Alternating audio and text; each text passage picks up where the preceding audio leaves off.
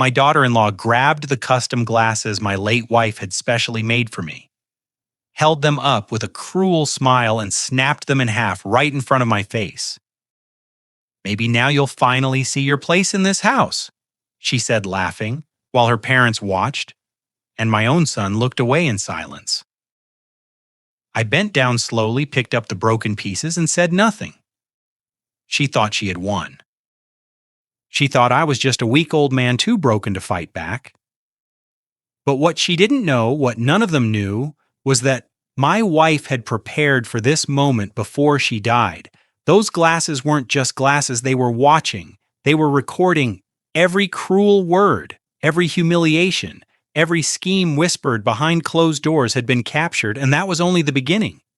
Because when I finally revealed what those glasses contained, my daughter-in-law's smirk turned to pure terror.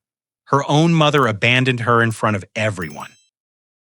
My son, who had been silent for years, finally stood up and exposed her darkest secrets, and the woman who thought she could destroy me discovered that my dying wife had built an unbreakable fortress around everything she tried to steal. If you think you know where this story is going, you're wrong. There are 7 twists coming that will leave your jaw on the floor, and the ending will give you the satisfaction you've been waiting for, but you have to stay until the very last moment, because the biggest revelation comes when you least expect it. This is not just a story about revenge. This is about dignity, about a love that protects from beyond the grave, and about what happens when you push a quiet man too far. My name is Walter Bennett. I spent 40 years as a structural engineer designing bridges and buildings that would outlast the men who built them. I believed in foundations and things that endure, in the quiet strength of structures that hold weight without complaint. I never imagined that the structure I trusted most, my own family, would be the one to crumble beneath me, the morning before everything changed. I woke early, as I always do, and walked out to Rosemary's garden. She planted those roses the year we moved into this house. And even though she's been gone 3 years now, I tend them every day. It's my way of talking to her, I suppose. I trim the dead leaves, check the soil, whisper things I never got to say before the cancer took her that morning. The blooms were just opening red and white against the green, and I thought how she would have loved to see them. I adjusted my glasses, the custom frame she had made for me during her final months, and I could almost hear her voice. "These are special, Walter. More than you know. When I'm gone, they'll watch over you." I never quite understood what she meant, but I wore them every day.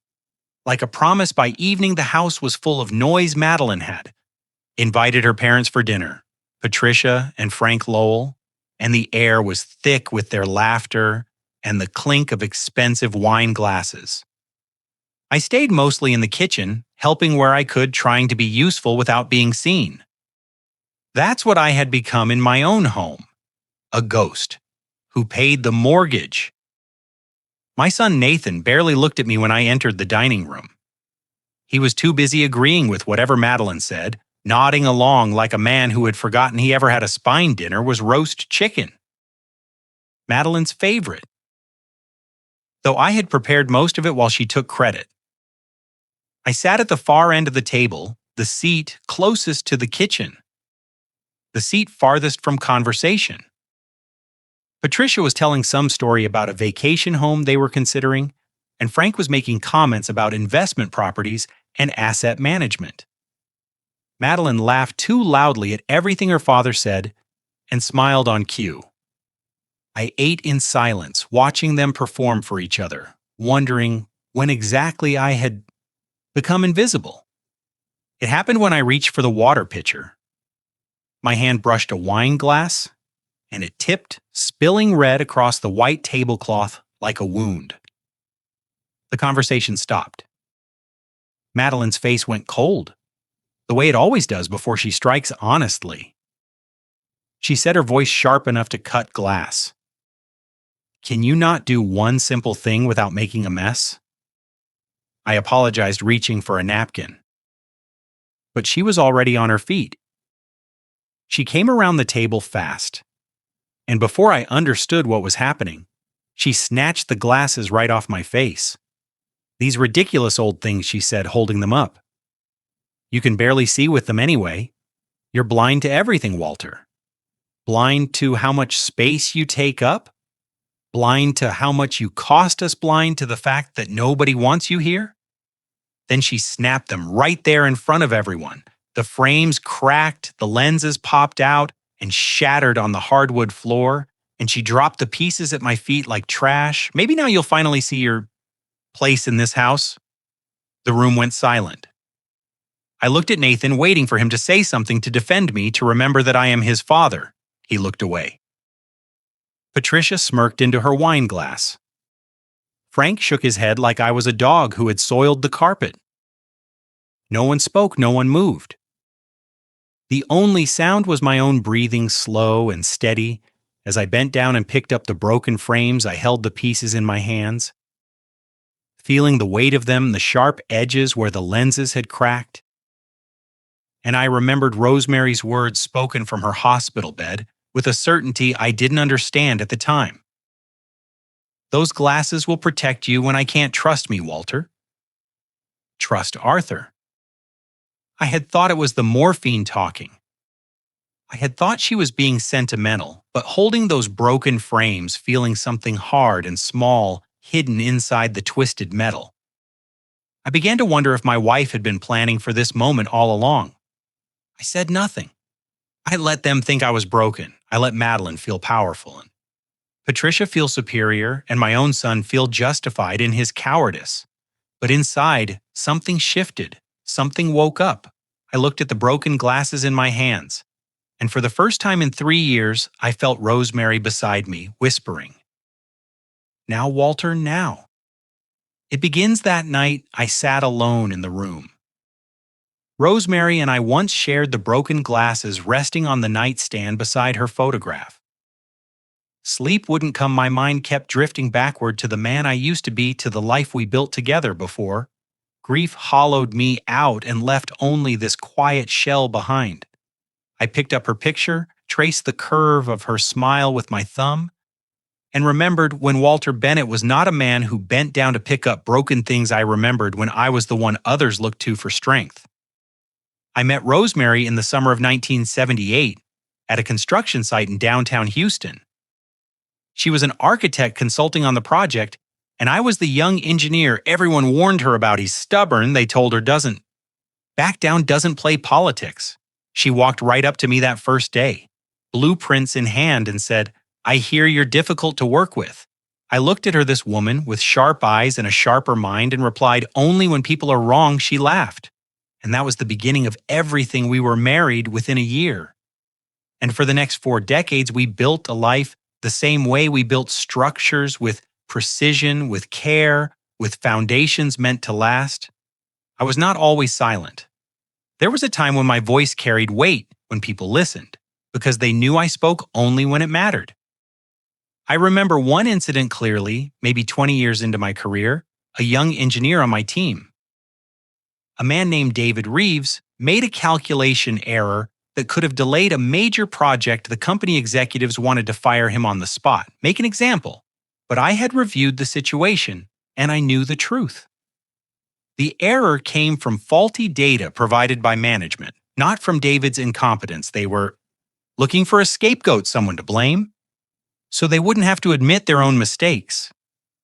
I stood in that boardroom surrounded by men in expensive suits who controlled my salary and my future, and I refused to let them destroy a good man's career for their convenience. "You fire him," I said, "and I walk, and I take the real story with me." They backed down. David kept his job. Eventually became a project manager himself. He sent me a card when I retired, thanking me for the moment that changed his life. That was who I was. That was the man Rosemary married, but grief does strange things to a person. When Rosemary died, something inside me went quiet. The world felt muted, like I was watching my life through frosted glass. I stopped fighting because fighting felt pointless without her beside me. I let Madeline's comments slide because responding required energy I no longer had. I told myself I was keeping the peace, preserving the family, being the bigger person, but I see now what I couldn't see. Then I wasn't keeping peace, I was surrendering. And Madeline, with her predator's instinct for weakness, saw my grief and mistook it for submission. She thought my silence meant I had no voice left. She thought my stillness meant I had no fight remaining. She was wrong.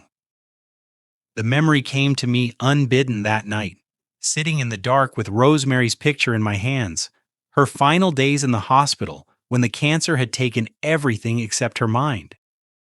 She was so weak by the end, barely able to lift her head, but her eyes still burned with that fierce intelligence I fell in love with decades ago. She made me lean closer, voice a whisper. I had to strain to hear Walter listen to me.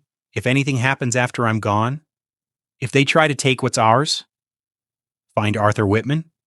He knows what to do. Promise me. I promised, though I didn't understand.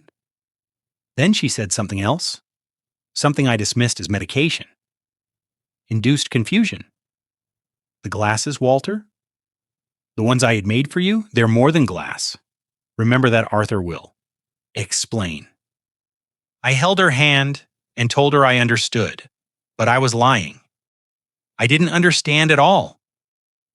I thought she was saying goodbye in her own way, leaving me with riddles because she couldn't bear to leave me with nothing. Now holding the broken frames, feeling the small, hard object hidden inside the metal, I wondered if Rosemary had been clearer than I ever gave her credit for. I set down her photograph and walked to the old desk where we kept our important papers. Somewhere in these drawers was every letter she ever wrote me, every card, every note I searched for an hour, pulling out memories wrapped in yellowed envelopes, until I found what I was looking for. A letter dated 6 months before her diagnosis addressed to me, but never sent. I opened it with trembling hands.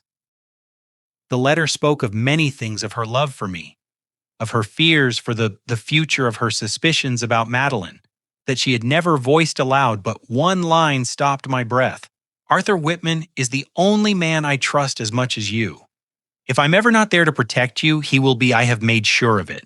I read that line 3 times, trying to understand what she meant by made sure of it. What had Rosemary done? What had she prepared? I was still holding the letter when my phone rang, cutting through the silence like a blade.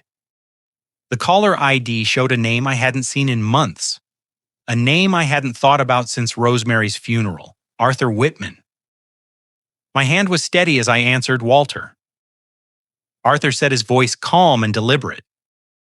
We need to talk. Rosemary left instructions. It's time you knew what she planned. Arthur's office was located in a modest building on the quieter side of Houston, away from the glass towers and bustling traffic of downtown. I arrived the next morning having barely slept, my mind churning with questions I had carried for 3 years without knowing they needed asking. The receptionist recognized my name and LED'd me directly to Arthur's door. He stood when I entered, and for a moment we simply looked at each. Other Arthur Whitman was 62, few years younger than me, with silver hair and the kind of calm demeanor that made you trust him before he spoke a single word. He had been Rosemary's attorney for nearly 2 decades, and I remembered now how she always insisted on handling legal matters herself. How she would visit this office alone and return with papers she filed away without explanation. I had never questioned it. I trusted her completely now. I understood she had been building something I was never meant to see until I needed it. Arthur gestured to a chair and closed the door behind us. Thank you for coming, Walter. I know this is difficult. I sat down, the broken glasses still in my jacket pocket, a weight I couldn't bring myself to leave behind you. Said Rosemary left instructions, I replied. I need to understand what she did. Arthur nodded and opened a folder on his desk, spreading documents across the surface like a map to a territory I never knew existed before she died. He began, Rosemary created what's called a living trust, the Rosemary Bennett Living Trust, to be exact. She placed the house, your savings accounts, your investment portfolio, and several other key assets under its protection. Legally, these things don't belong to you directly, Walter. They belong to the trust. And the trust has very specific conditions governing how those assets can be accessed, transferred, or claimed. I stared at the papers, trying to absorb what he was telling me. I don't understand. The house is in my name. We bought it together 40 years ago. Arthur shook his head gently. It was in your name. Rosemary had it transferred to the trust 18 months before she passed. She did it quietly, legally, without alerting anyone. The same with your bank accounts and retirement funds on paper. You're the beneficiary and the trustee, which means you control everything as long as you're alive and competent. But the assets themselves are shielded. No one can take them from you through manipulation, coercion, or fraud. Not Nathan, not Madeline, not anyone. He paused, letting the weight of his words settle. Rosemary knew, Walter. She saw what Madeline was. Long before any of us did, she set this up specifically to protect you.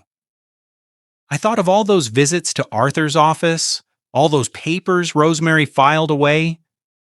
All those times she told me not to worry about the details. She had been constructing a fortress around me brick by brick while I remained blissfully unaware.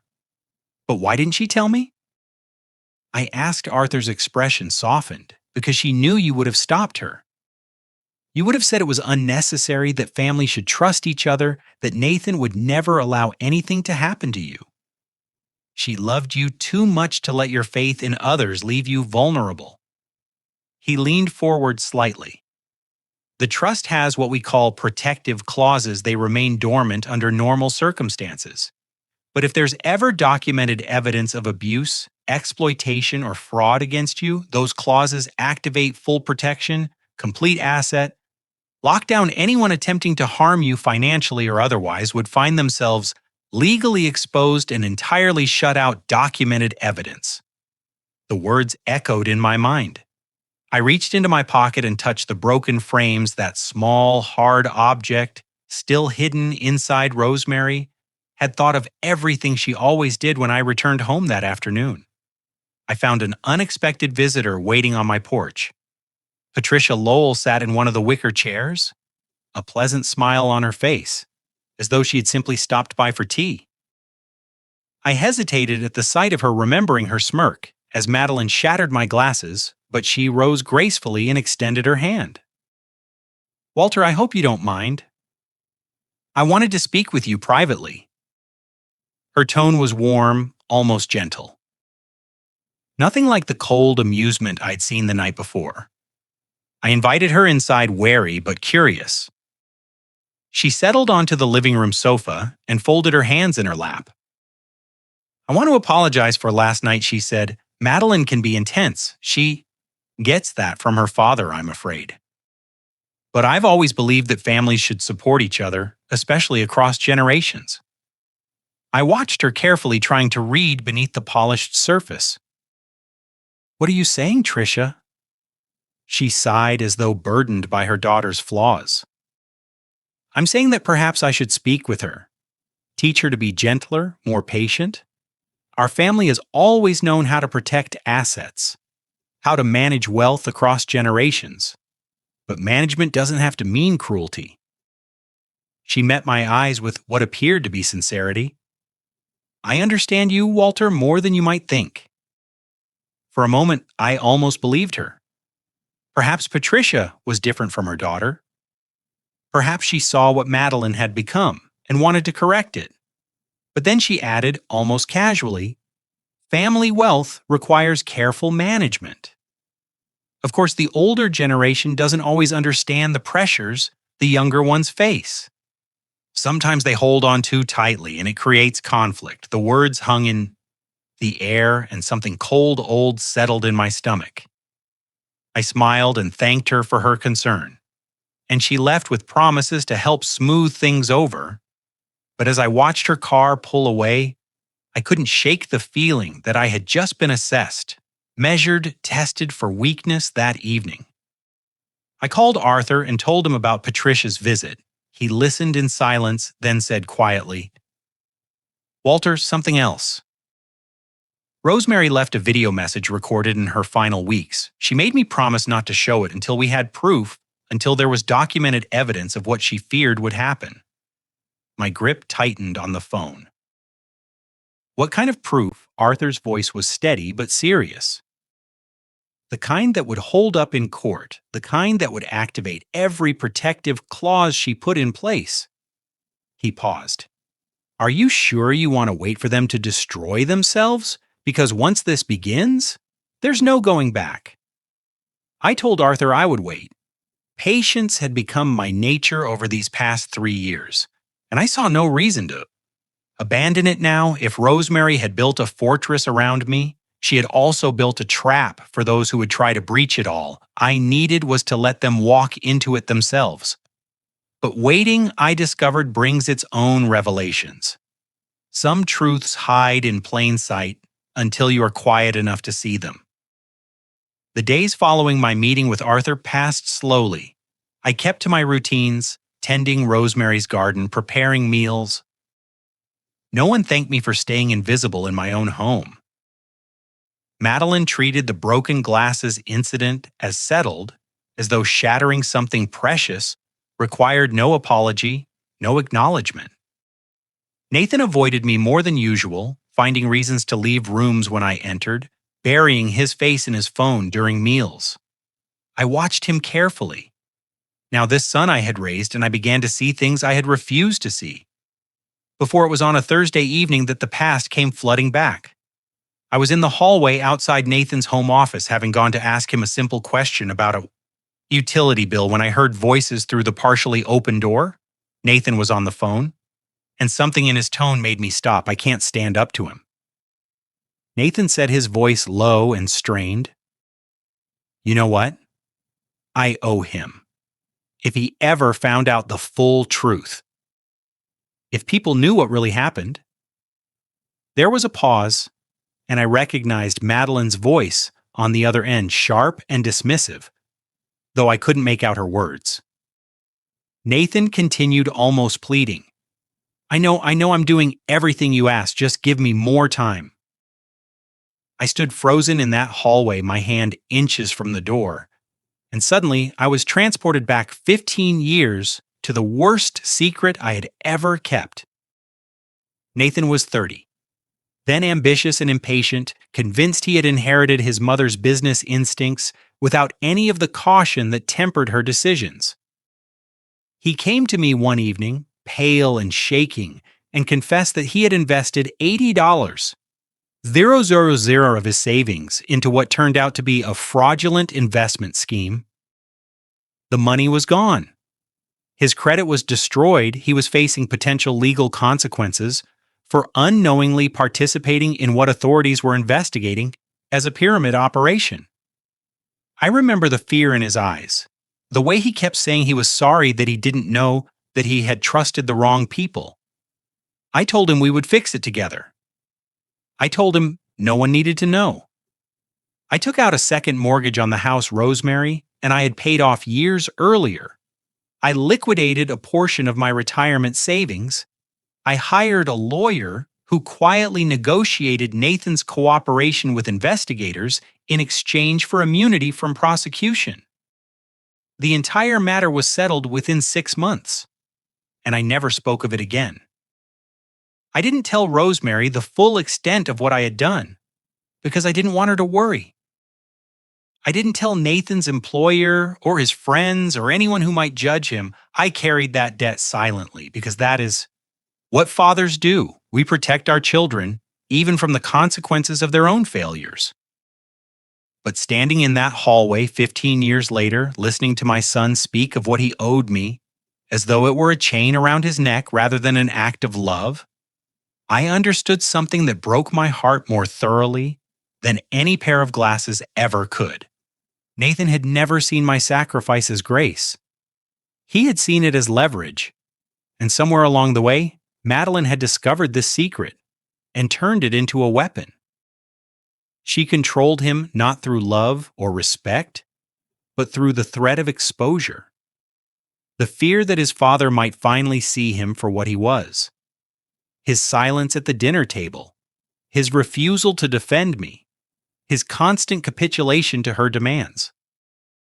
None of it was simply weakness. It was the behavior of a man being blackmailed by his own wife. I stepped back from the door before Nathan could notice me. My legs felt heavy as I walked to the living room and sat down in the chair by the window, the same chair where Rosemary used to read in the evenings.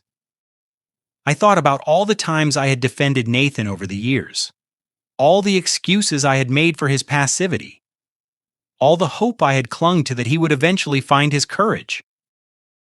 I had been protecting him his entire life, and he had learned nothing from it except how to remain protected. Later that evening, Nathan found me in the garden. The sun was setting, casting long shadows across Rosemary's roses, and I was trimming dead leaves with the slow precision of a man with nowhere else to be.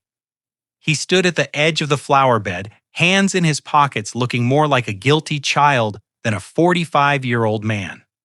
"Dad," he said quietly, "I'm sorry. I know I owe you more than I can ever repay."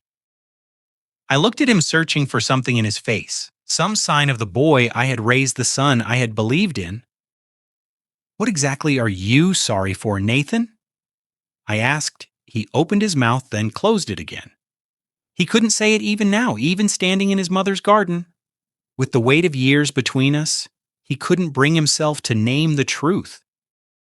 He simply shook his head and walked back inside. I watched him go. This man who shared my blood, but seemed to have inherited none of my backbone for 45 years. I had protected this boy, covered his mistakes, defended his choices when others questioned them, and he had repaid me with silence when it mattered most. With cowardice when courage was required, I closed my eyes and let the evening air wash over me. I protected the wrong person. I whispered to Rosemary's roses, but maybe it's not too late for him to choose differently. The next morning, I drove to the cemetery where Rosemary rests. It was early, the sun barely risen, the air still cool with the remnants of night. I needed to be somewhere quiet, somewhere I could think, without the weight of the house pressing down on me. More than that, I needed to talk to my wife. The living may not hear the dead, but I've always believed the dead hear us, and there were things I needed. To say that only Rosemary would understand her grave sits beneath an old oak tree. The headstone simple and elegant, just as she would have wanted. I brought fresh roses from her garden, the red and white blooms she loved most, and placed them in the small vase embedded in the ground. Then I lowered myself onto the stone bench nearby, feeling every one of my 70 years in my knees and back, and I began to speak. "I don't know if you can hear me," I said softly, "but I think you knew this day would come. You always saw things before I did. You saw Madeline for what she was. You saw Nathan's weakness, and you prepared for all of it. While I was too blind to notice, the wind stirred the branches above me, and I imagined it was her response, gentle and patient. As always, my mind drifted back to our 40th anniversary, a milestone I had wanted to celebrate with something grand, a trip to Italy perhaps, or a party with all the friends we had accumulated over 4 decades of marriage. But Rosemary insisted on something. Quiet, just the two of us. Dinner at home, followed by an exchange of gifts. I gave her a pearl necklace that had belonged to my mother. She gave me a small velvet box, and inside were the glasses, custom frames she explained designed specifically for my face with lenses ground to my exact prescription. I remember thinking they were handsome, but wondering why she had gone to such trouble for something so practical. She must have seen the confusion in my expression, because she took my hands and looked at me with an intensity that made my heart ache. "These are special, Walter," she said. "More than you know. Arthur helped me design them. When I'm gone, they'll watch over you." I laughed and told her she wasn't going anywhere, that we had decades left together. She smiled but didn't argue. 3 months later, she was diagnosed with cancer. I wore those glasses every day after she passed. They became my connection to her, a physical reminder of her presence in my life. When Madeline broke them, she didn't just destroy an object, she destroyed a sacred link to the woman I loved, and I had done nothing. I had bent down and picked up the pieces like a defeated man, like someone who had forgotten what dignity meant, sitting at Rosemary's grave. I remembered the promise I made to her on our wedding day, and again on countless occasions throughout our marriage. I'll never let anyone take our dignity. I had told her not mine, not yours, not ours together. But I had broken that promise every time I swallowed an insult from Madeline, every time I accepted Nathan's silence, every time I retreated into invisibility to keep the peace I had betrayed, the vow I made to the woman who trusted me with her heart. I'm sorry I whispered to the headstone I let grief make me small, but I understand now what you were trying to tell me. I understand what you left behind. I reached into my pocket and touched the broken frames I still carried everywhere. I'll finish what you started, Mary. I promise. My phone rang as I sat there, and Arthur's name appeared on the screen. I answered, and his voice was calm but serious. Walter, I've been thinking about our conversation. There's something else Rosemary left, something beyond the trust documents, a recording, a video message she made in her final weeks. She was very specific about when I could show it to you. I gripped the phone tighter. What were her instructions? Arthur paused before answering. She said I could only reveal it when we had documented evidence of mistreatment. She didn't want you to simply inherit her protections. Alter, she wanted you to fight for them. She wanted you to reclaim your own dignity before she stepped in to help. I closed my eyes, overwhelmed by the depth of her foresight, the layers of her planning, even dying. Rosemary had been thinking not just of my safety, but of my spirit. She knew that a man-handed victory feels differently than a man who earns it that evening back at the house. I went through the old desk in our bedroom, the one where Rosemary kept her personal papers and correspondence. I was searching for something. Though I wasn't sure what, some additional piece of the puzzle she had left behind near the bottom of a drawer, tucked inside an envelope with my name written in her elegant script. I found a note. The paper was fragile, the ink slightly faded, but her words were clear. The glasses see what you cannot. Arthur will explain when the time comes. Trust him as you trust me, and remember my love. I would never leave you unprotected. I read the note 3 times each, reading revealing new meaning. The glasses see what you cannot. I had dismissed her anniversary words as poetry, as the sentimental expression of a loving wife. But Rosemary was never merely sentimental. She was precise, deliberate, strategic. If she said the glasses would watch over me, she meant it literally. If she said Arthur would explain, then Arthur held answers I had not yet thought to ask for. I folded the note carefully and placed it in my wallet close to my heart. The next morning I returned to Rosemary's grave. One final time before the day's obligations called me home. The roses I had left were still fresh, their petals catching the early light. I stood for her headstone, the wind carrying the familiar scent of her favorite blooms, and I felt something shift in. The grief was still there, would always be there, but it no longer weighed me down. It lifted me up. I understand now. I said softly, you never left me unprotected. You just wanted me to fight for myself first. The days that followed felt different. I moved through the house with new purpose, no longer drifting like a ghost, but observing like an engineer surveying a structure for hidden flaws. Rosemary had taught me to look beneath surfaces, to question what seemed solid, to trust my instincts. When something felt wrong, and something about Patricia's visit continued to trouble me. Her words had been kind, her manner sympathetic. But there was a calculation behind her eyes that I couldn't forget. She had assessed me that day, measured me, and I needed to understand why I began organizing the old files in our home office documents that had accumulated over decades of marriage and family life. Rosemary had always been meticulous about record keeping, and after her death, I'd simply added to the piles without sorting through them. Now I worked methodically, creating order from chaos, and in doing so, I discovered things that had been buried for years: bank statements, tax returns, correspondence, all of it telling the story of a life built on careful planning. But it was in a folder labeled Nathan and Madeline that I found what I wasn't looking for. The folder contained documents from their wedding financial records, from the early years of their marriage and correspondence that Rosemary had printed and saved for reasons I never understood until now. Among the papers was an email exchange archived and forgotten, dated 7 years ago. The sender was Patricia Lowell. The recipient was Madeline. I almost set it aside, assuming it was nothing more than family chatter. But Rosemary had highlighted certain passages in yellow marker. My wife never highlighted anything without purpose.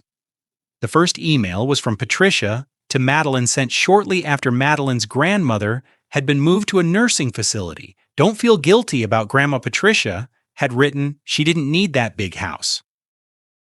I convinced her to sign it over because she couldn't manage it anymore. The doctors agreed she was becoming forgetful, and I simply helped her make the right decision before she made the wrong one. You'll understand someday when you need to protect your own future. The older generation holds on too tightly.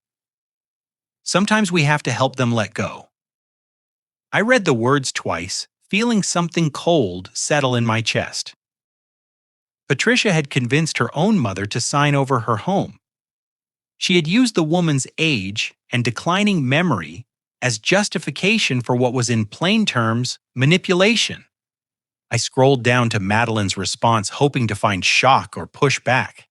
Some indication that the woman who became my daughter-in-law had recognized the wrongness of what her mother described.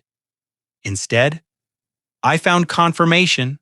I know Mom Madeline had written, "Grandma didn't even realize what she signed. You were right to do it," before she gave everything to that charity. She was always talking about people our age have to take control before the old ones waste everything they built. They don't understand the world anymore. They don't understand value by the time they figure out what happened. It's too late to undo it. And honestly, they're usually too confused to even try. I set the papers down and stared at the wall, my mind racing through implications I had never considered. This wasn't simply Madeline's nature, some flaw of character unique to her. This was education. This was training. Patricia had taught her daughter how to exploit the elderly, how to justify theft as protection, how to frame manipulation as mercy. The sympathy Patricia had shown me during her visit, the gentle words about understanding me. The suggestion that she might teach Madeline to be kinder, all of it was reconnaissance. She had been assessing my vulnerability, measuring how far along I was in the process of becoming her daughter's next target. I thought back to Patricia's casual comment about family wealth requiring management, about the older generation. Not all his understanding at the time, I had wondered if it was a slip, a hint of her true nature. Now I saw it for what it was. A philosophy the Lowell women didn't see what they did as wrong. They saw it as necessary, as practical. As the natural order of things, the young take from the old, the sharp take from the trusting, and those who object are simply failing to understand how the world works. The pattern became horrifyingly clear. Patricia had exploited her own mother. Madeline had watched and learned. Now Madeline was positioning herself to do the same to me, with Patricia advising from the sidelines, refining the approach, ensuring the family tradition continued into another generation. The broken glasses, the talk of nursing homes, the pressure on Nathan to sign documents. None of it was impulsive cruelty. It was strategy passed down. Like an heirloom polished and perfected over decades, I gathered the emails and placed them carefully in a separate folder, one I would share with Arthur. When the time came, evidence Rosemary had said documented evidence of abuse or exploitation. I was beginning to understand just how much documentation might already exist, buried in files and folders, waiting to be discovered by someone patient enough to look. The irony was not lost on me. Patricia and Madeline believed they were dealing with a confused old man, someone too naive to recognize what was happening, too weak to fight back. They had no idea that my wife had anticipated their every move, had prepared countermeasures years in advance, had left me a roadmap to their destruction. Hidden in plain sight, I sat alone in the office as evening fell. The email spread before me, the weight of revelation pressing down on my shoulders. I had spent days wondering if Patricia might be different from her daughter, hoping that perhaps one member of that family possessed a conscience. Now I knew the truth. Patricia wasn't different. Patricia was the source she had created. Madeline shaped her, armed her with techniques refined through practice on her own. Mother, the cruelty I had experienced wasn't an aberration, it was a family business. My hands trembled as I gathered the papers, not from fear, but from something colder than anger, something more enduring. I thought of Rosemary highlighting those passages, preserving this evidence years before I would need it, knowing that someday I would sit in this chair and understand exactly what we were dealing with. This isn't just greed, I whispered to the empty room. This is inheritance. They don't see betrayal as wrong, they see it as tradition. I kept the emails hidden and said nothing. The temptation to confront Madeline, to throw the evidence of her family's corruption in her face, burned in beside me like a fever. But Rosemary's voice echoed in my memory. Calm and strategic as always, don't interrupt your enemy when they're making mistakes. I'd spent my career as an engineer watching structures fail. And I knew that the most catastrophic collapses happen when pressures applied to foundations already compromised. Madeline and Patricia believed their foundation was solid. They had no idea how many cracks were spreading beneath the surface. In the days that followed, Madeline grew bolder. My silence, which she interpreted as defeat, emboldened her to accelerate her plans. She called a family meeting one evening gathering, Nathan and me in the living room with the air of a CEO addressing subordinates. "I've been thinking about this house," she announced, gesturing at the walls. "Rosemary and I had painted together decades ago. It's dated, the decor is old-fashioned, depressing really. I think it's time for a complete renovation, new colors, new furniture, a fresh start." She smiled at me with practiced sweetness. "I'm sure you understand, Walter, holding on to the past isn't healthy." I understood perfectly. She wasn't talking about paint and furniture. She was talking about erasing Rosemary from this house, removing every trace of my wife's presence, every reminder that this home belonged to someone before Madeline decided she wanted it. The rose-patterned curtains Rosemary had sewn by hand, the antique mirror we found at an estate sale on our 20th anniversary, the photographs lining the hallway, 40 years of memories preserved in silver frames. All of it would disappear under Madeline's renovation, replaced by whatever sterile, modern aesthetic she deemed appropriate, but she wasn't finished. "I've also been researching retirement communities." She continued, her tone shifting to concern so false it was almost theatrical. "For your own safety. Walter, you're getting older, and this house has stairs, sharp corners, all sorts of hazards. Wouldn't you be happier somewhere designed for people your age, somewhere with staff to help you, activities to keep you engaged?" Nathan nodded along as she spoke, and I wondered if he even heard the words or simply responded to her voice like a trained animal. Later that evening, Madeline produced a stack of documents and placed them before Nathan at the kitchen table. "Just some routine estate planning," she explained casually. "Our financial advisor recommended we update a few things. Nothing complicated, just signatures," where I've marked Nathan, picked up the pen without hesitation, without even glancing at the pages I watched from the doorway, as he signed document after document, his hand moving mechanically, his eyes never focusing on the words he was authorizing. I had seen enough legal paperwork in my life to recognize what those forms likely contained power of attorney provisions, healthcare directives, the kind of documents that would give Madeline control over household decisions, over my decisions. If I were ever declared incapacitated, she was building her case piece by piece, and my own son was helping her without even knowing it. I could have stopped him. I could have walked into that kitchen, snatched the papers from his hands, and demanded he read every word before signing. But I remembered what Arthur had told me about documented evidence about protective clauses that activate only when exploitation is proven. If I intervened now, Madeline would simply find another way, a quieter way, a method I might not discover until it was too late. Better to let her believe she was succeeding. Better to let the evidence accumulate until it became undeniable. During dinner that night, I noticed something that might have escaped my attention before Madeline refused the wine Nathan offered her, pushing the glass away with a quick shake of her head. "Not tonight," she said. Nathan frowned slightly. "You've been refusing alcohol a lot lately. Are you feeling okay?" Madeline's expression flickered, something unreadable passing across her face before she composed herself. "I'm fine, just watching my health." She changed the subject quickly, steering the conversation toward her renovation plans, but I filed the observation away. Small details matter. Rosemary taught me that as the evening wound down, Nathan mentioned casually that he had purchased a new phone. The technology keeps changing. He said, scrolling through screens with mild frustration. "I'm still learning to use all these apps, voice memos, cloud storage, things I need for work." He showed me the recording function, explaining how easy it was to capture conversations, meetings, anything worth remembering.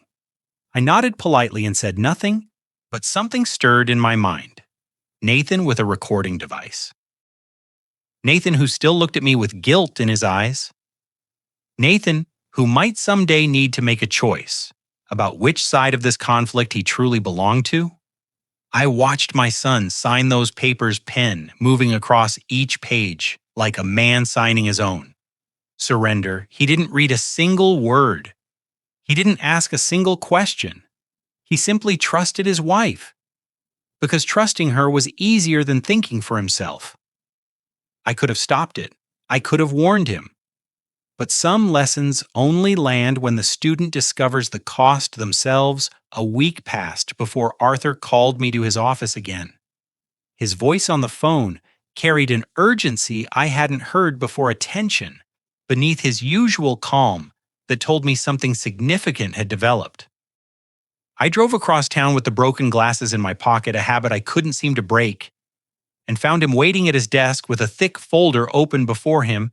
The expression on his face confirmed what I had suspected. The situation was escalating faster than either of us had anticipated.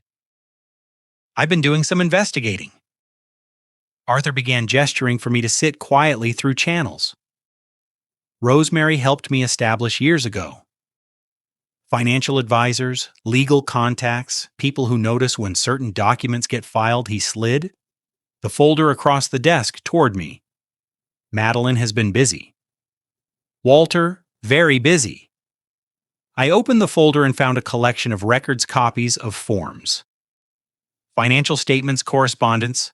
Arthur had documented everything: the trust structure Rosemary had created, Madeline's recent inquiries into the property value of my home, the documents Nathan had signed without reading. But it was the final item that stopped my breath. "She's contacted a doctor," Arthur said quietly. "A psychiatrist who specializes in cognitive evaluations for elderly patients. She's building a case to have you declared mentally incompetent." He let the words settle before continuing. "If she succeeds, if a court grants her guardianship over you, she controls everything: your finances, your healthcare decisions, where you live. The trust protections Rosemary put in place would be challenged, possibly overturned. You would become, legally speaking, a child in her care."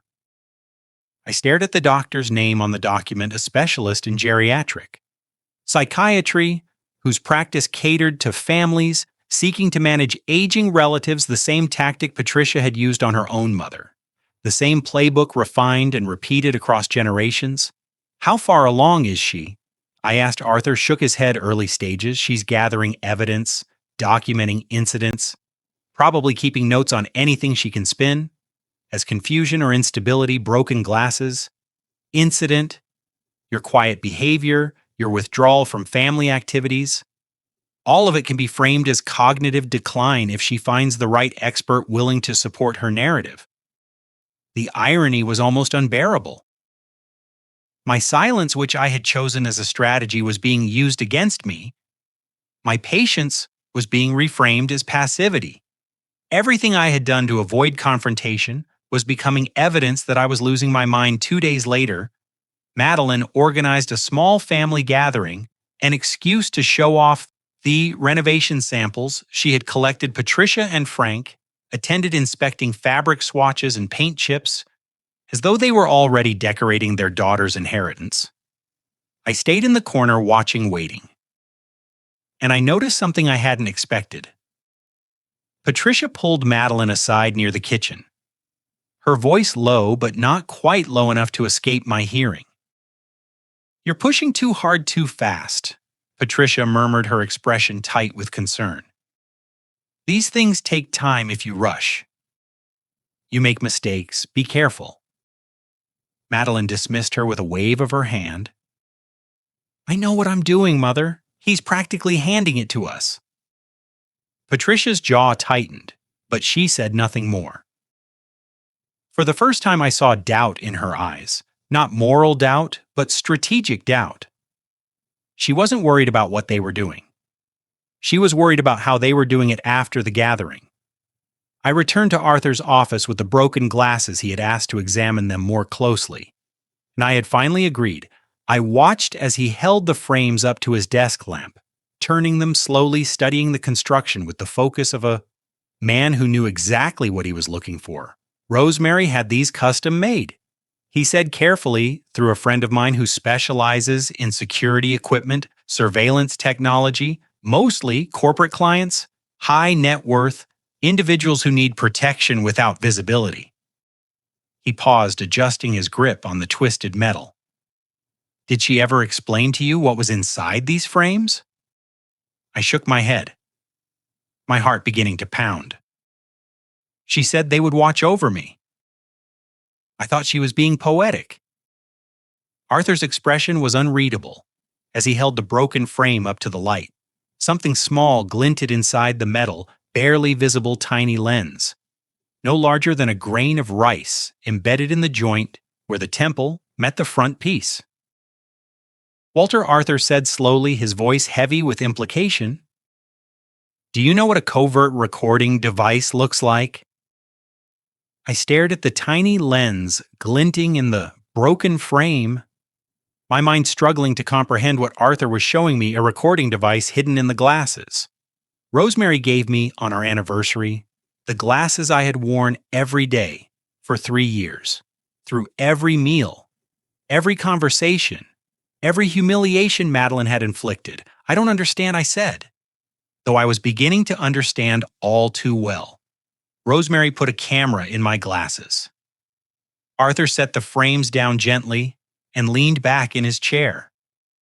Not just a camera, a micro camera with audio recording capability embedded in the frame joint, state-of-the-art technology, the kind used by private investigators and security professionals. It activates automatically when worn and stores footage to a wireless backup system. He paused, letting the information settle. Rosemary arranged everything through my contact in the security industry. She paid for 10 years of cloud storage and automatic backup every moment those glasses were on your face. Walter, they were recording. The implications crashed over me like a wave. Every dinner where Madeline had belittled me, every comment about my age, my usefulness, my place in the house, every whispered conversation I wasn't supposed to hear. All of it captured, preserved, stored somewhere beyond Madeline's reach. But she broke them. I said, touching the twisted metal. The night she snapped them in half, she destroyed the device. Arthur shook his head slowly, a faint smile crossing his face. She destroyed the hardware, yes.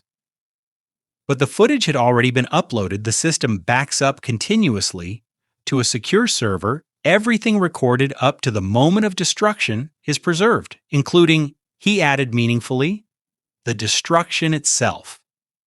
I sat in stunned silence as Arthur explained the legal framework. Texas, he told me, is a one-party consent state. This means that as long as one person in a conversation consents to being recorded, the recording is legal. Since I was wearing the glasses, since I was present for every conversation captured, the footage was entirely admissible. Rosemary thought of everything Arthur said. She knew the technology, she knew the law, she made sure that whatever evidence these glasses collected would hold up in court. He opened his laptop and began typing, accessing what he called the Secure Archive under Texas Human Resources Code. Chapter 48. What you've experienced constitutes elder abuse, emotional abuse specifically, which includes verbal assaults, threats, intimidation, and humiliation. The footage shows a pattern of behavior designed to isolate you, demean you, and ultimately strip you of your autonomy. He looked at me with the gravity of a man delivering a verdict. Combined with the documents, Nathan signed the guardianship inquiry, and the emails you found about Patricia's treatment of her own mother, we have more than enough evidence to pursue criminal charges against Madeline. This isn't just family conflict, Walter. This is a prosecutable offense? Criminal charges? The words hung in the air between us. I thought of Madeline's confident smile, her casual cruelty, her absolute certainty that she was untouchable. I thought of Patricia coaching her. From the sidelines passing down techniques perfected on her own mother, they had believed they were dealing with a helpless old man, someone too weak and confused to fight back. They had no idea that my dying wife had turned my everyday eyewear into a silent witness, capturing every crime they committed against me. But I felt no triumph, no satisfaction. What I felt was awe deep and humbling at the woman I had been married to for 40 years. Rosemary had known this day would come. She had seen Madeline's true nature long before I had recognized the threat while I remained blind to it. And instead of warning me, instead of creating conflict that might have torn our family apart while she was still alive, she had quietly prepared. She had built defenses I would only discover when I needed them most. She had protected me from beyond the grave. She was always watching over me. I said softly more to myself than to Arthur. Even when I thought I was alone, she was there. Arthur nodded, his expression gentle. She loved you more than you know, Walter. This wasn't paranoia or obsession. This was a woman who understood exactly what her family would face after she was gone, and who refused to leave you defenseless. Arthur turned the laptop toward me. I think you should see some of the footage, he said carefully. Not all of it. Not yet, but enough to understand what we have? He clicked a file and suddenly I was looking at myself on screen, sitting in the living room of my own home. The familiar surroundings rendered strange by the angle of the hidden camera. The timestamp showed a date from 3 weeks ago. An ordinary evening. I barely remembered. Then Madeline's voice cut through the speakers, sharp and contemptuous. You're nothing but a burden. Walter, do you know that every day you shuffle around this house, taking up space, eating food? You didn't pay for breathing air that would be better used by someone who actually contributes when you're gone. No one will even notice. Nathan certainly won't miss you. He'll be relieved. We all will on screen. I watched myself sit motionless, absorbing the words without response. I remembered that moment. Now remembered the cold weight of her contempt settling over me like a shroud. I'd said nothing because I believed silence was wisdom. I'd endured because I thought endurance was strength. Arthur paused the footage. There's hours more, he said quietly. Weeks of similar. Incidents the night she broke the glasses is all there, every word she said, every moment of the destruction. It's comprehensive, Walter, it's damning. I closed my eyes, overwhelmed by the collision of grief and gratitude crashing through my chest. Rosemary had captured it all. Every insult, every threat, every attempt to diminish me, she had known I would need proof, and she had made sure I would have it. Thank you. I whispered, though I wasn't sure if I was speaking to Arthur or to the woman I had lost 3 years ago. Thank you for never giving up on me. I left Arthur's office that evening with a new understanding of the battlefield I was standing on. The footage changed everything. It transformed my position from a vulnerable old man defending himself against accusations of incompetence to a documented victim of systematic abuse, but evidence alone wouldn't be enough. Rosemary had taught me that structures need time to settle, that pressure applied too quickly causes collapse in unpredictable ways. I needed Madeline to continue making mistakes to dig her hole deeper while believing she was building a fortress. So I did something she never anticipated. I disappeared, not physically, not dramatically. I simply stopped being useful the next morning. I didn't wake early to tend Rosemary's garden. I didn't prepare breakfast or start the coffee or sort the mail that accumulated by the door. I didn't remind Nathan about the utility bills coming due, or mention that the kitchen faucet had been dripping for a week. I showered, dressed, and left the house before anyone else woke up. I spent the day at the public library downtown reading newspapers and engineering journals, rediscovering the quiet pleasure of a mind engaged with ideas rather than survival. When I returned that evening, the breakfast dishes were still in the sink, the mail was still unopened, and Nathan was staring at a past due notice with bewilderment on his face. The pattern continued for days. I stopped cooking entirely, stopped cleaning, stopped performing any of the invisible labor that had kept the household functioning. I rose early and left, returning only to sleep in the room that had once been mine and Rosemary's. I took my meals elsewhere, sandwiches from a deli near Arthur's office, soup from a cafe beside the library. The house I had maintained for 40 years began to show the strain of my absence. Dust gathered on surfaces I used to polish. The lawn grew shaggy without my weekly attention. Small repairs I would have handled automatically, a loose doorknob. A flickering light bulb went unaddressed and multiplied into larger annoyances.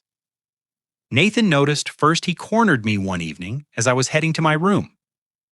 Confusion and frustration warring on his face. "Dad, what's going on?" "The house is falling apart. Bills are piling up.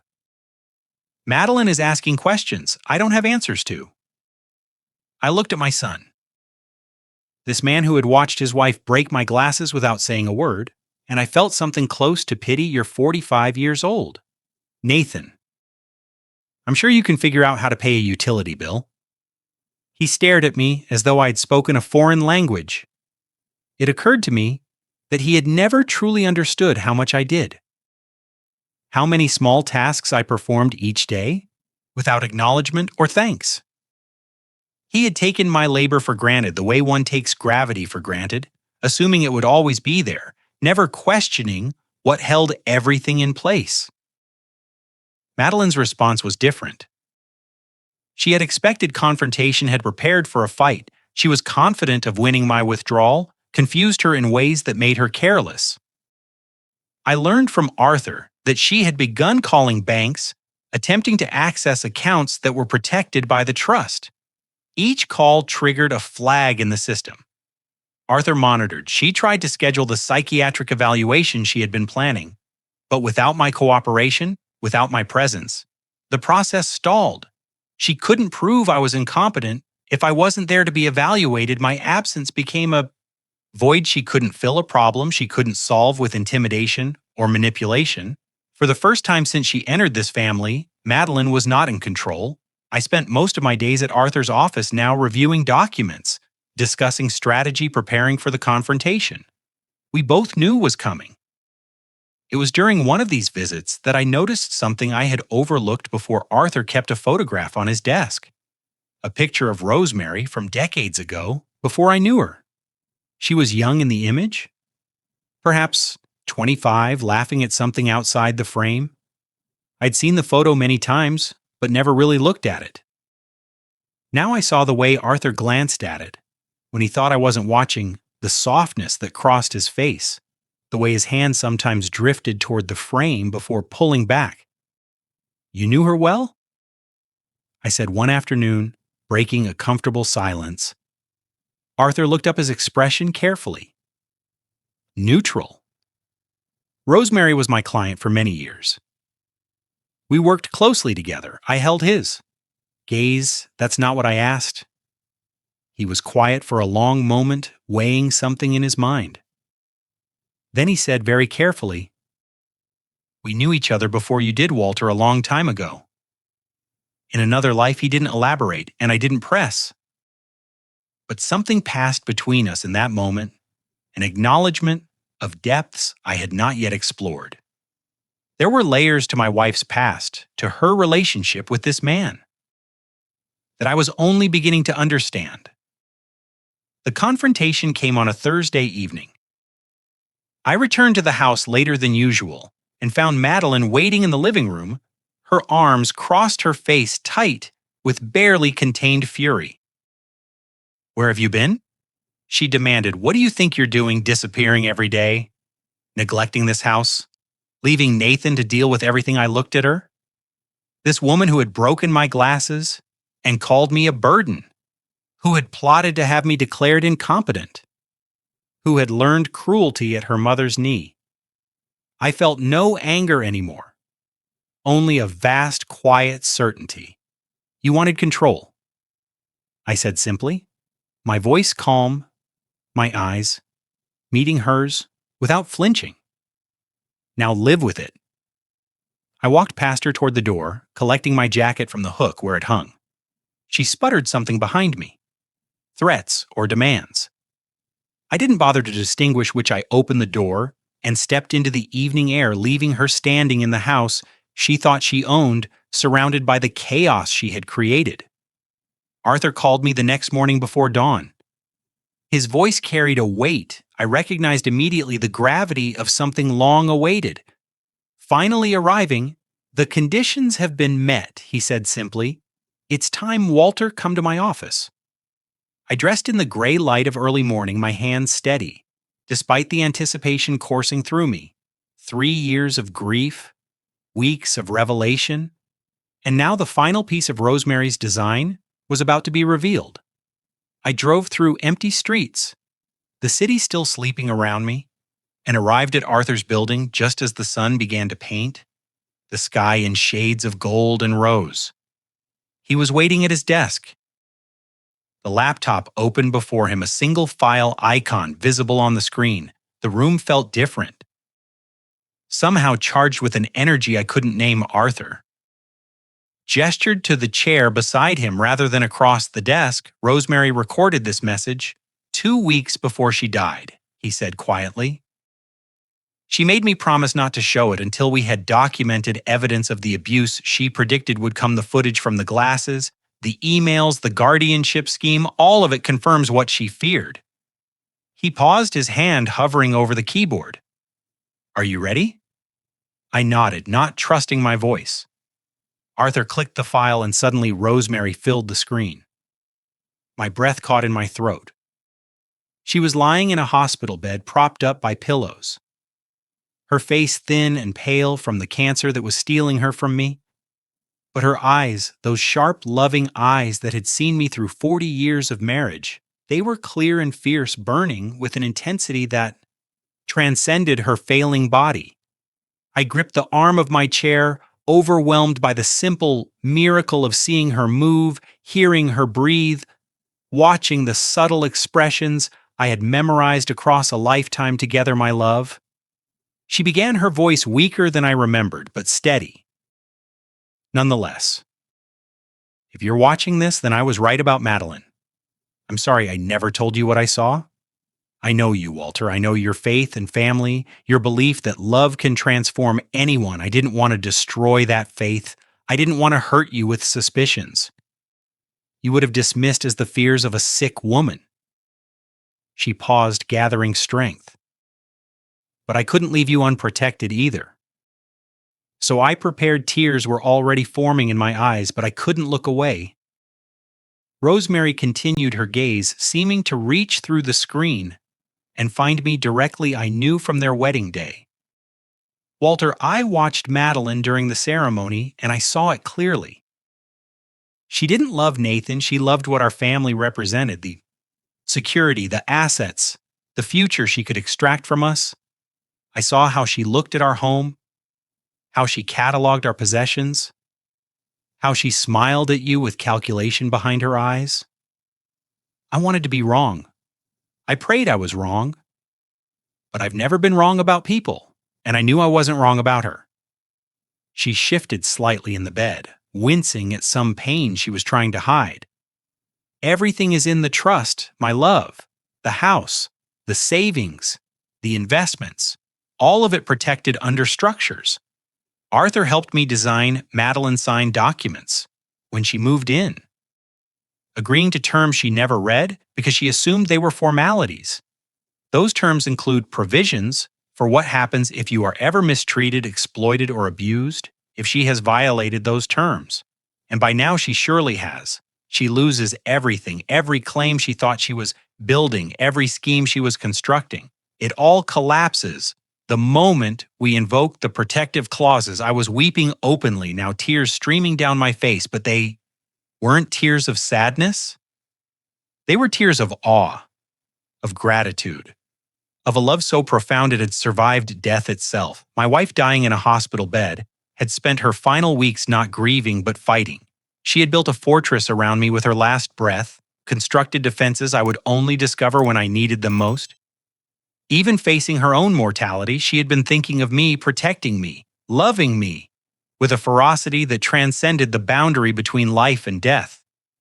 Rosemary's image flickered slightly, the recording quality wavering for a moment before stabilizing. I couldn't protect you while I was alive, Walter.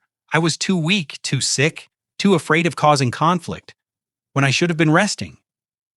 But I could build walls around you from here. I could leave you weapons you would find when the battle began. Arthur knows everything. Trust him as you trust me. He will guide you through what comes next.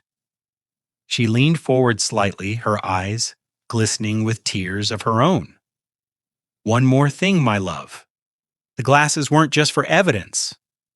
They were my way of being there, of watching over you every single day. Every time you put them on, I was with you. I saw what you saw. I heard what you heard. I was there for every moment, even when you thought you were alone.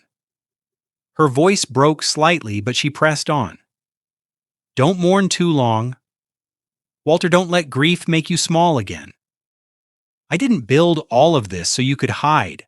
I built it so you could fight, finish what I started, reclaim your dignity, and know that wherever I am proud of the man you are becoming.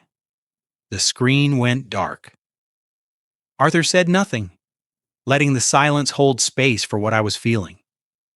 I sat motionless, tears still falling my heart, so full of love and loss and fierce determination that I thought it might burst. Rosemary had seen everything she had known, everything, and she had prepared for everything with the same meticulous care she brought to every challenge we ever faced together. She loved you beyond measure. Arthur said softly, Eve, never seen anything like what she built for you, Walter. It took her months to design, to document, to ensure every piece was legally sound. She was dying, and she spent that time making sure you would be safe.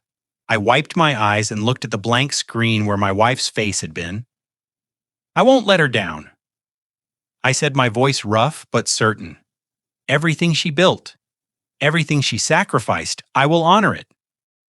Madeline has no idea what's coming.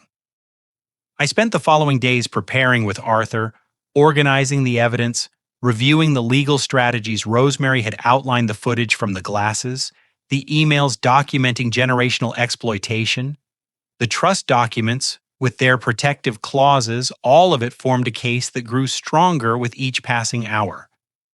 But I had not anticipated how quickly Madeline would escalate, nor had I foreseen what would happen when she finally pushed Nathan too far. It was late afternoon when Nathan appeared at Arthur's office. I hadn't seen my son in nearly a week, not since I had walked out of the house and left Madeline standing in her self-created chaos. He looked different, somehow older, the lines around his eyes deeper, his shoulders carrying a weight I recognized as conscience finally awakening. Arthur excused himself to give us privacy, closing the door softly behind him. Nathan stood in the middle of the room, unable to meet my eyes. His hands trembling slightly at his sides. She found a doctor. Nathan said without preamble, "A psychiatrist willing to sign papers saying you show signs of cognitive decline, memory issues, confusion, inability to manage daily affairs." He swallowed hard. "She's been planning this for weeks. Dad, she wanted me to file for guardianship to become your legal guardian so we could control your finances, your health care, everything." The words hung in the air between us. Confirmation of what Arthur and I had suspected spoken aloud. By the last person I expected to deliver it, I said nothing waiting. Nathan continued, his voice growing steadier as confession poured out of him. "She presented me with the papers. This morning said it was for your own good, that you were clearly losing your mind, that disappearing every day and neglecting the house proved you couldn't take care of yourself. She had everything prepared, the doctor's evaluation. The court forms, all I had to do was sign." He finally looked at me, and I saw tears forming in his eyes. She put the pen in my hand. "Dad, she stood over me and told me to sign, and I almost did. I almost let her make me do it." "What stopped you?" I asked quietly. Nathan's face crumpled. "Mom?" I heard Mom's voice in my head, clear as if she was standing right there. The last thing she ever said to me before she died, she made me promise Dad. She held my hand and looked right into my eyes and said, "Never let anyone take your father's dignity. Whatever happens after I'm gone, protect him." I forgot that promise. I buried it under fear and weakness and Madeline's constant pressure. But standing there with that pen in my hand, I finally remembered he reached into his pocket and pulled out his phone. There's something else, something Madeline doesn't know. He set the phone on Arthur's desk and opened an app. The voice memo application he had mentioned weeks ago when he was learning to use his new device. I've been recording our conversations for the past 10 days. Every time she talked about you, about the house, about her plans, it's all here. He pressed play, and Madeline's voice filled the room, sharp and impatient. "The doctor is ready to sign off. All we need is Nathan's signature as petitioner, and the old man becomes our responsibility. We can move him to a facility within the month, sell the house by summer. He won't even understand what's happening." By then, another recording followed. Madeline, coaching Nathan on what to say to the judge if questioned. Then another, her laughing about how easy it was to find medical professionals willing to diagnose whatever you paid them to diagnose. Each clip was a nail in the coffin she had been building for me, now repurposed for her own burial. Nathan stopped the playback. There's hours more, everything she said about the guardianship, the fake doctor, that her plans to put you away. I recorded it all. He looked at me with something desperate in his expression, a plea for forgiveness. He didn't know how to ask for directly. When I refused to sign, she lost control. Started screaming that she would file the papers herself, that she didn't need me, that I was as useless as you were. And then he paused, something shifting in his face. She got sick. Right in the middle of her tirade, ran to the bathroom and vomited. I've noticed it happening more often lately. The nausea, the fatigue, the way she's been avoiding alcohol for weeks. My heart contracted. Nathan is... He nodded slowly. I asked her directly. She didn't deny it. She's pregnant. Dad, she's carrying my child. and she still wanted me to help her destroy you. The weight of that revelation settled over both of us, a grandchild Rosemary's blood, continuing into another generation, but growing inside a woman who had just tried to have me declared incompetent and institutionalized. Nathan straightened some of the weakness I had seen in him for years, finally beginning to recede. I'm not signing anything. I told her that she threatened me. Said she would expose what happened 15 years ago. The money I lost, the shame of it. I told her I didn't care anymore. I told her I would rather face that shame than betray my father again. He moved toward the door, then turned back. She's going to come after you harder now, Dad. She knows I'm not on her side anymore, but I have the recordings. I have proof of everything she planned, and I'm not going to look away this time. I stood and crossed the room to where my son waited for a moment. We simply looked at each other, all the years of disappointment and distance and unspoken hurt passing between us. Then I put my hand on his shoulder. Your mother would be proud of you. I said it took longer than she hoped, but you finally remembered who you are. Nathan's eyes filled with tears again, but he didn't look away. I'm going to make it right. Dad, whatever it takes. He opened the door and stepped out, phone in his pocket, his mother's voice echoing in his mind. I watched him go, this son who had finally chosen to stand, and I felt something I hadn't felt in years. Hope that the man I raised might still exist beneath all those layers of fear and compromise. Hope that Rosemary's faith in him had not been entirely misplaced.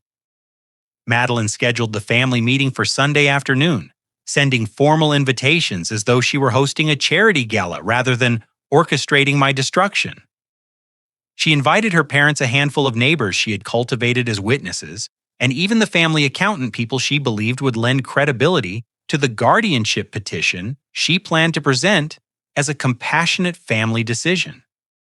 She chose the living room of the house Rosemary and I had built together, arranging chairs in a semicircle facing the fireplace where she would stand and deliver her performance. She had no idea that Arthur and I had been preparing for this moment for weeks, that Nathan had already made his choice, that every piece of her carefully constructed scheme was about to collapse around her. I arrived early, taking my usual seat by the window, the same chair where Rosemary used to read in the evenings. The guests filtered in over the next half hour, Patricia and Frank settling into positions of prominence near the front, the neighbors exchanging awkward pleasantries. Everyone sensing that something significant was about to unfold. Nathan came in last, his face carefully neutral. His phone resting in his jacket pocket, he caught my eye briefly and gave an almost imperceptible nod. We were ready. Madeline began her presentation with practiced concern, speaking of her worry for my well-being, my recent erratic behavior, my withdrawal from family life. She painted a picture of a confused old man wandering the streets, neglecting his responsibilities, possibly suffering from early dementia. She referenced the doctor she had consulted, the professional opinion that I might no longer be capable of managing my own affairs. She proposed with great reluctance and heavy heart that the family consider a guardianship arrangement with herself and Nathan as co-guardians to ensure I received the care I deserved. Several of the neighbors nodded sympathetically. Patricia watched with the cool approval of a mentor observing a student's final exam. The doorbell rang. Madeline frowned clearly, not expecting additional guests. Nathan moved to answer it, and a moment later, Arthur Whitman walked into the living room. He carried a leather briefcase and wore the calm expression of a man who had been waiting a very long time for this moment. My apologies for the interruption, he said, his voice carrying clearly across the room. I'm Arthur Whitman, legal representative for the Rosemary Bennett Living Trust. I believe this gathering concerns my client's interests, and I have documentation that should be presented before any decisions are made. Madeline's composure flickered. This is a private family matter. You have no right to be here." Arthur smiled politely on the contrary. "The trust grants me explicit authority to intervene in any proceedings that threaten the beneficiary's welfare, and I have evidence that suggests this meeting is not what it appears to be." He opened his briefcase and withdrew a laptop, setting it on the coffee table and turning it so the screen faced the assembled guests. "What I'm about to show you was recorded over the past several months by a device Mrs. Rosemary Bennett had installed before her death. Texas is a one-party consent state, and Mr. Bennett was present for all conversations captured. This footage is legally obtained and fully admissible." He pressed play. The room watched in growing horror as scene after scene unfolded on the screen. Madeline berating me at dinner, calling me a burden, telling me no one would notice when I was gone. Madeline breaking my glasses, her voice sharp and cruel as she told me to learn my place. Madeline discussing finances with Nathan. Her contempt for me barely concealed. The footage was comprehensive, devastating, and undeniable. Several of the neighbors shifted uncomfortably in their seats. The accountant stared at Madeline with dawning disgust. Patricia's face had gone very still when Arthur stopped the playback. "Nathan stood there's more," he said, his voice steady. Despite the tension in his shoulders, he pulled out his phone and opened the voice memo app. "My wife has been planning this guardianship scheme for months. She found a doctor willing to fabricate a diagnosis. She coached me on what to say to the court. She talked about selling this house before my father even understood what was happening." He pressed play, and Madeline's voice filled the room again this time. From recordings made just days ago, her plans laid bare, her manipulation exposed her, contempt for me captured in her own words. Madeline's face had gone white. She looked around the room desperately, searching for an ally, finding only averted gazes and expressions of revulsion. Her eyes landed on her mother, Mom. She said, her voice cracking, tell them, this is all a misunderstanding. You know what we were trying to do. You helped me plan." Patricia stood abruptly, cutting her daughter off. Her face was a mask of cold disappointment. "I taught you control, Madeline. I taught you patience and strategy, but you let yourself be controlled by greed. You pushed too hard too fast. Exactly what I warned you against." She gathered her purse and moved toward the door, not looking back. "I told you to be careful. You didn't listen. You made this mess clean it yourself." Frank rose and followed his wife without a word, his face tight with the embarrassment of a man whose investment had publicly failed the neighbors. Began making excuses, gathering their things, desperate to escape the wreckage of what they had witnessed. Within minutes, the room had emptied of everyone except Arthur, Nathan, Madeline, and me. She stood alone in the center of the floor, surrounded by chairs that had held her witnesses, her supporters, her carefully assembled audience. All of them gone. All of them turned away. "This isn't over," Madeline hissed, her voice trembling with fury and fear. "I'll fight this. I'll tell everyone these recordings were faked, manipulated. No one will believe. Everyone already believes." Arthur interrupted calmly. "They saw your face when you heard your own voice. They watched your mother abandon you. The evidence is overwhelming, Mrs. Bennett, and it will only grow stronger as we proceed with our legal response to your guardianship petition." I had remained silent throughout the confrontation, watching the structure Madeline had built crumble exactly as Rosemary had predicted it would now. I spoke, my voice quiet but carrying clearly in the devastated room. "It was never about the glasses, Madeline. It was about what you revealed when you thought no one was watching. Every word you said, every scheme you constructed, every cruelty you inflicted. You did it believing you were invisible, untouchable. But Rosemary saw you. She always saw you. And now everyone else does too. The days following the family meeting moved with the strange momentum of an avalanche. Once the first stone had shifted, everything else followed with unstoppable force. Arthur worked quickly filing formal charges with the county district attorney's office before Madeline could mount any kind of defense or counter-narrative elder abuse under Texas Human Resources Code. Chapter 48 attempted fraud through the falsified guardianship petition, conspiracy to falsify medical documents. The psychiatrist who had agreed to sign papers diagnosing my cognitive decline found himself reported to the Texas Medical Board his license under review, his reputation in ruins, before he even understood what had happened. Arthur was thorough in ways that reminded me of Rosemary, methodical and precise, leaving no loose thread unpulled. The legal proceedings would take months. Arthur warned me, but the immediate consequences were already devastating. Madeline's world collapsed with remarkable speed. The neighbors who had attended the family meeting talked as neighbors always do, and within a week the story had spread through every corner of our community.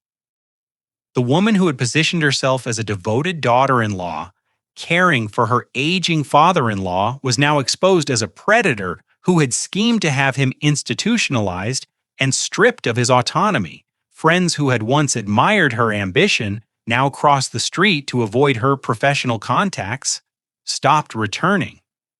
Her calls to the real estate agency where she worked placed her on indefinite leave, pending the outcome of the criminal investigation. She had spent years cultivating an image of confidence and respectability, and it had evaporated in a single afternoon, replaced by whispered warnings and cautionary tales. Don't be like Madeline Bennett. Don't let greed make you stupid. Patricia and Frank disappeared entirely, retreating to whatever comfortable distance wealthy people maintain when scandal threatens to splash onto their carefully curated lives. I heard through Arthur that Patricia had already begun telling anyone who would listen that she had always had concerns about Madeline's judgment, that she had tried to counsel moderation, that she couldn't be held responsible for a daughter who refused to listen. The woman who had taught Madeline to exploit the elderly was now rewriting history to protect herself, sacrificing her own child to preserve her reputation. The apple, I realized, had not fallen far from the tree. It had simply fallen into a spotlight Patricia had been careful to avoid. Nathan moved through these days like a man waking from a long illness. He stayed in the house, though Madeline had effectively abandoned it, retreating to a hotel while she consulted lawyers and plotted whatever defense she thought she could mount. The marriage was over in every way that mattered. Whatever documents remained unsigned, whatever legal formalities awaited the partnership they had built, was as broken as the glasses Madeline had shattered weeks ago. Nathan didn't speak much about it. He didn't need to. I watched him moving through rooms that had once belonged to his mother, touching objects Rosemary had chosen, and I saw something shifting behind his eyes. He was remembering who he used to be before fear and compromise had hollowed him out. One evening he found me in the garden tending Rosemary's roses as the sun set behind the oak trees. He stood beside me for a long moment, neither of us speaking. The only sound, the gentle rustle of leaves, and the distant call of birds settling for the night. Then he said quietly, "I should have done this years ago. I should have stood up when it mattered. I should have protected you the way you always protected me." I didn't look at him. I just kept working the soil, feeling the earth cool beneath my fingers. "You're here now," I said. "That's what matters." It wasn't forgiveness. Not entirely. Some wounds take longer to heal than others, but it was a beginning. Arthur came by later that week to review the status of the legal proceedings. We sat in the living room, the same room where Madeline had planned her triumphant guardianship announcement. Now quiet and still, he outlined the charges, the timeline, the likely outcomes. Madeline faced potential prison time if convicted. though more likely she would accept a plea deal that would spare her incarceration in exchange for restitution and probation. The trust protections Rosemary had established remained fully intact. The house, the savings, everything was secure. I had won. But sitting there, listening to Arthur describe the systematic destruction of a woman who had once been part of my family, I felt no triumph, no satisfaction, only a deep bone, weary exhaustion, and a sadness I couldn't quite name. I didn't want to destroy her, I said, finally interrupting Arthur's legal summary. He looked at me with understanding in his eyes. I know, Walter. I stared at Rosemary's photograph on the mantel, her smile frozen in time, her eyes somehow still watching over me. I just wanted to stop being destroyed that night after Arthur left, and Nathan retreated to his room. I sat alone in the quiet house with Rosemary's photograph in my hands. The battle was over. The evidence had been presented, the allies had scattered, the schemes had collapsed. I had won, but victory. I realized tastes different when it comes at the cost of your son's marriage and a family you once hoped would love you. I held my wife's image close and whispered into the darkness. Was this what you wanted, Rosemary? Was this the ending you planned? The photograph offered no answer, only silence and the weight of everything that had been lost along the way. A week passed before I made my decision. Arthur had laid out my options with his usual precision, explaining that the trust gave me absolute authority over the next steps. I could evict Madeline from the house, immediately forcing her onto the streets with nothing but the consequences of her own actions. I could press the district attorney to pursue maximum charges, ensuring she faced years of legal battles and potential imprisonment. I could strip away every protection, every mercy, every second chance, and watch her life crumble the way she had planned to crumble mine. I held all the cards for the first time since Rosemary died. I had complete control over my own fate and the fate of those who had tried to destroy me, but something kept me from playing those cards. Something beyond strategy or wisdom, or even the exhaustion that had settled into my bones. Nathan came to me one evening, his face drawn with a weight I recognized as impending fatherhood colliding with moral catastrophe. He sat across from me in the living room, the same chairs where so much had already been decided and confirmed. What I had suspected since the family meeting, the pregnancy, is real. Dad, I went with her to the doctor yesterday. She's 3 months along. It's definitely mine. He paused, struggling with words that seemed inadequate for the complexity of what he was feeling. I don't know what to do. I don't know how to be a father to a child whose mother tried to have my own father institutionalized. I looked at my son, this man, who had finally found his courage after decades of hiding from it, and I thought about Rosemary. I thought about the grandchild she would never meet, the continuation of her bloodline growing inside a woman who had tried to erase her memory from this house.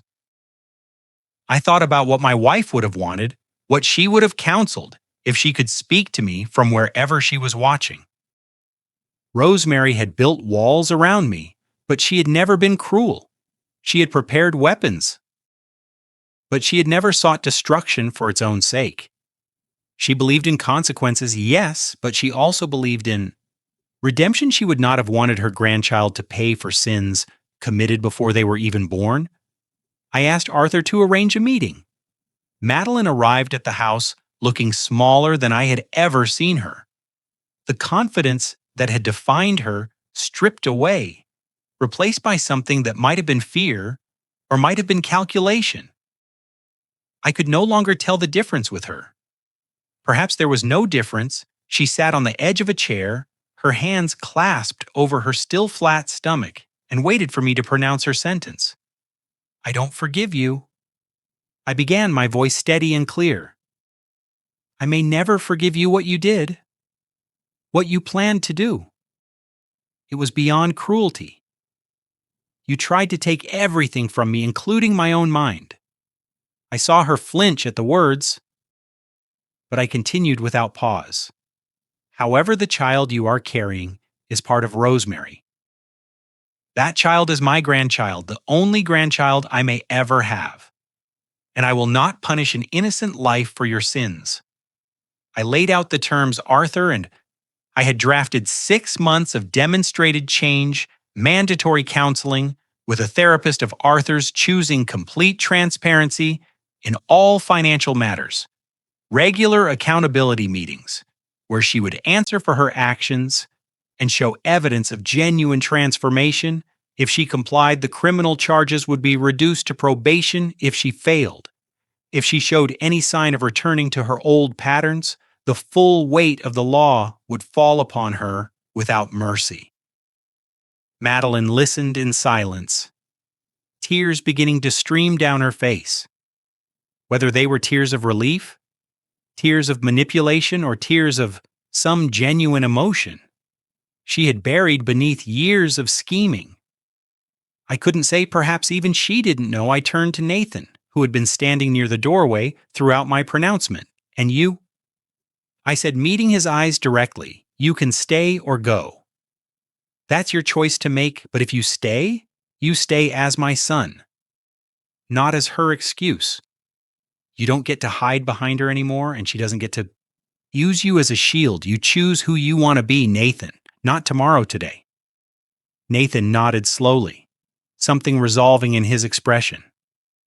I'll stay, Dad. Not for her, for the family. We should have been all along? Madeline looked at me, tears still falling her voice. Barely a whisper. Why, after everything I did, why would you offer me anything at all? I looked at this woman who had caused me so much pain, who had schemed and manipulated and very nearly succeeded in destroying me, and I answered the only way I could, because Rosemary would have wanted her grandchild to have a chance, even if the mother doesn't deserve one. 6 months passed, like water finding its level, settling into new patterns, carving new channels through terrain that had once seemed immovable. The house that had been a battlefield slowly transformed into something resembling a home again.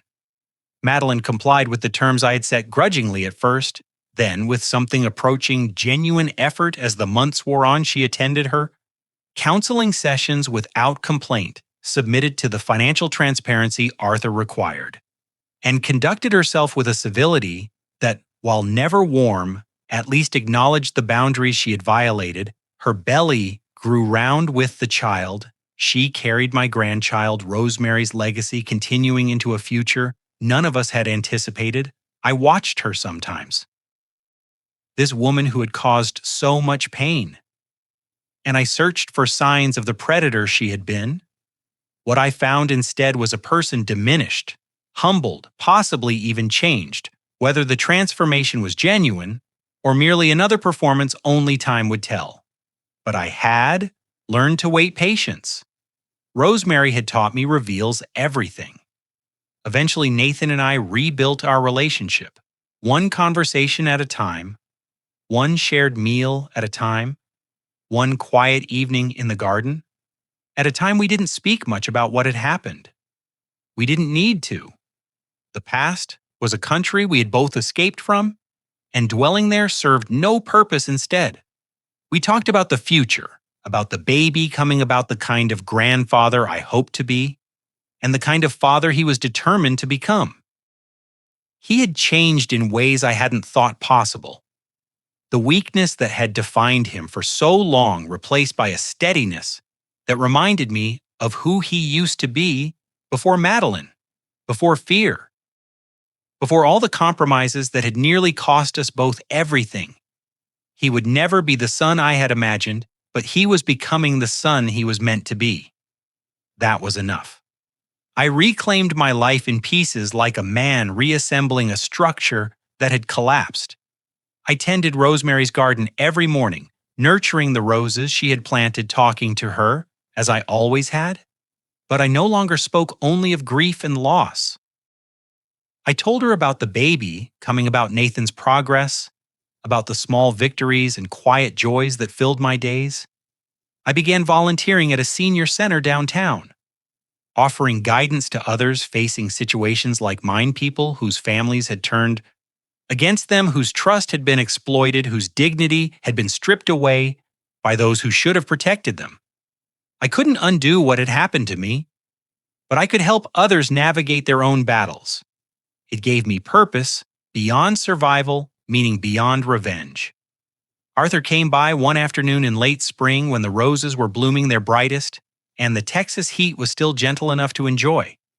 We sat on the porch together, two old men watching the day unfold, comfortable, in a silence built over months of shared purpose. After a long while, Arthur spoke, his voice carrying a weight I had never heard from him before. Walter, there's something I never told you. Something I should have said a long time ago. I turned to look at him, waiting.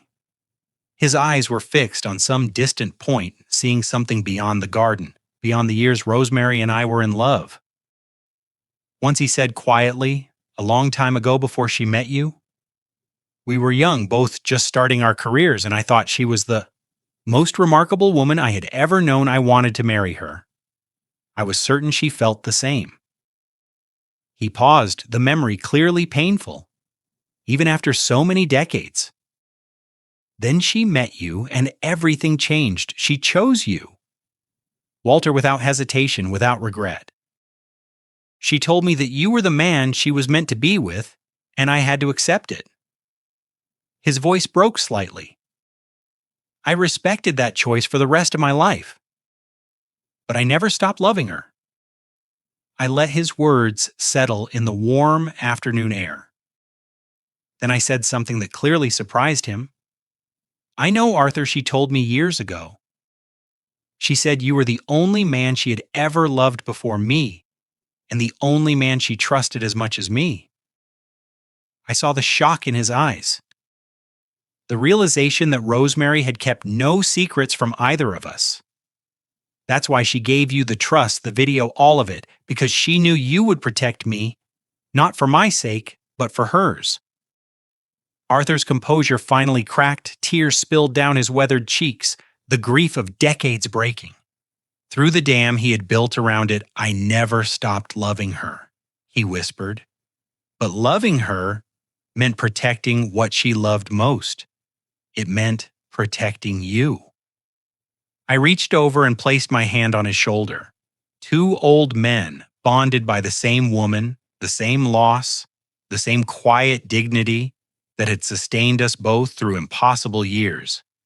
We sat together as the sun moved across the sky, saying nothing more, needing nothing more. The next morning I drove to the cemetery where Rosemary rests. I carried fresh roses from her garden, red and white blooms she would have loved, and placed them carefully in the vase beside her headstone.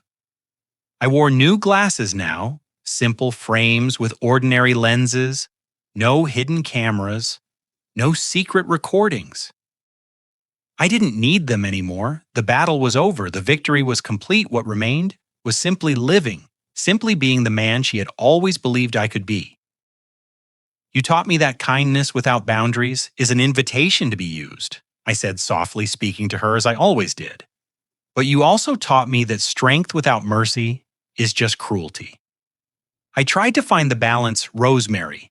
I tried to honor what you built without becoming something you wouldn't recognize. I hope I got it right. The wind stirred the roses around me, carrying their fragrance through the morning air. I stood in the warm Texas sunlight, feeling it wash over my face like a blessing, like forgiveness, like love that transcends even death. I had lost my glasses that night when Madeline broke them. I had lost years to silence and grief and the slow erosion of my own dignity. But standing there in Rosemary's garden of memories, surrounded by the roses she had planted and the legacy she had left behind, I finally understood what she had been trying to teach me all along. I didn't lose my glasses. I reclaimed my dignity. Walter Bennett's story reminds us that silence is not always weakness, and patience is not always surrender. Sometimes the quietest people are simply waiting for the right moment to reveal a strength that others never saw coming. Rosemary's love reached beyond the grave to protect the man she cherished. Proving the true love doesn't end with death. It transforms into something even more powerful. And Walter, the man everyone underestimated, taught us that dignity cannot be taken unless we allow it to be given away. He showed us that revenge doesn't have to be cruel to be complete, that justice can be served with mercy, and that even in our darkest moments, we can choose to be better than those who hurt us. If this story touched your heart, if you found yourself cheering for Walter and moved by Rosemary's incredible foresight, please take a moment to share it with someone who needs to hear this message today. Your comments mean the world to us.